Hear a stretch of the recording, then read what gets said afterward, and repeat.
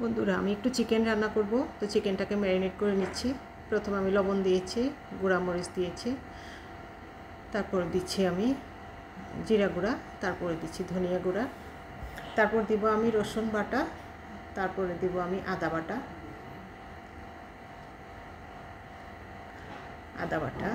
রসুন বাটা। রসুনটা একটু বেশি দিবেন চিকেনে, তাহলে স্মেলটা খুব ভালো হবে। অলওয়েজ চিকেনে রসুন একটু বেশি ইউজ করবেন।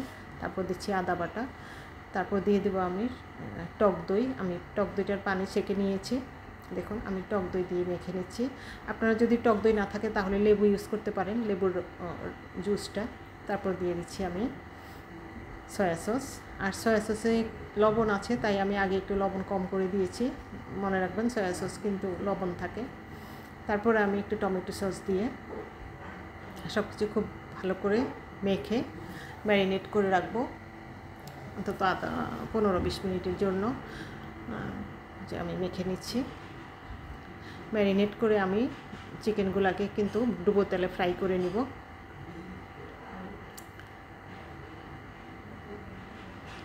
খুব ভালো করে মশলাটা মেখে নিতে হবে। তারপর আমি ঢেকে রেখে দেবো একটু ম্যারিনেট হওয়ার জন্য। তারপরে ঢাকনা খুলে ভাজি করে নিব চিকেনগুলো। এখন আমি এসে গেছি চুলায় রান্নার জন্য। দেখুন আমি এখানে তেল দিয়ে বড় একটা রসুন কুচি দিয়েছি প্রথমে, তারপর দিয়েছি পেঁয়াজ।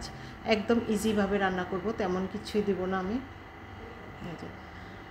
প্রথমে আমি ভিডিওটা নেই নাই, পেঁয়াজ দেওয়া রসুন দেওয়াটা আমি দেখাই নাই, ভিডিওটা বড় করি নাই। তারপর আমি এখানে ম্যারিনেট করা কিছু মশলা আছে, এগুলো একটু পানি দিয়ে দেব। মুরগিটা ম্যারিনেট করার যে মশলাটা ছিল সেখানে একটু পানি দিয়ে আমি পেঁয়াজে দিয়ে দিয়েছি।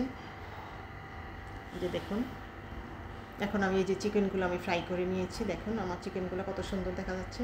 আমি দিয়ে দিচ্ছি।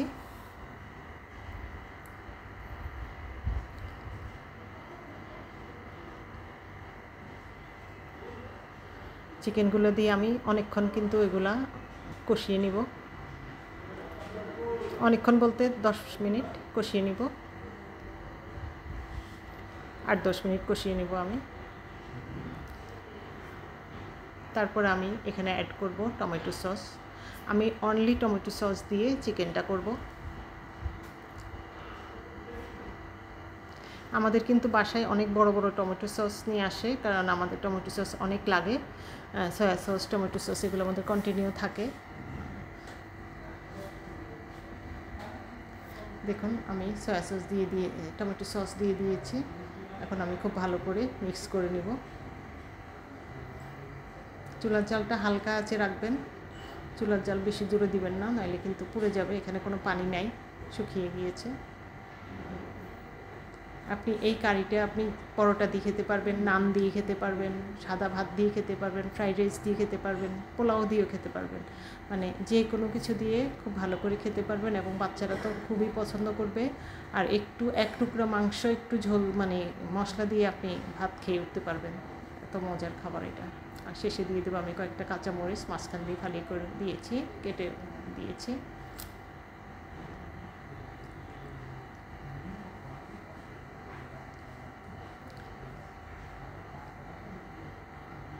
দেখুন আমার চিকেন কারিটা কত সুন্দর লাগছে কালারটা।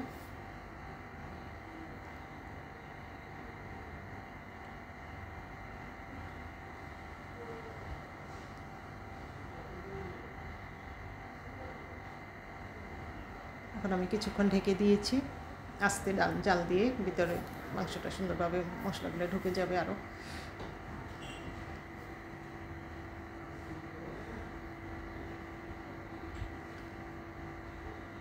কিছুক্ষণ পর আমি ঢাকনাটা খুলে আর একটু নেড়ে চেড়ে তারপর আমি তরকারিটা নামিয়ে ফেলবো।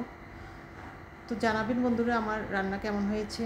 আশা করি আপনাদের ভালো লাগছে আমার রান্নাটা। আর আপনারাও ওইভাবে বাসায় ট্রাই করবেন, বাসায় রান্না করে সবাই এনজয় করবেন। অনেক অনেক টেস্টি, বাচ্চাদের জন্য অনেক অনেক মজার। আপনি যদি চান এখানে একটু ক্যাপসিকাম ইউজ করতে পারবেন, অ্যাড করতে পারবেন, আরও টেস্ট বেড়ে যাবে। আমি মাঝে মাঝে এগুলোও করি, কারণ আজকে ক্যাপসিকাম নাই, আজকে আমি একদম এভাবেই করলাম খালি খালি। তো ধন্যবাদ, ভালো থাকবেন।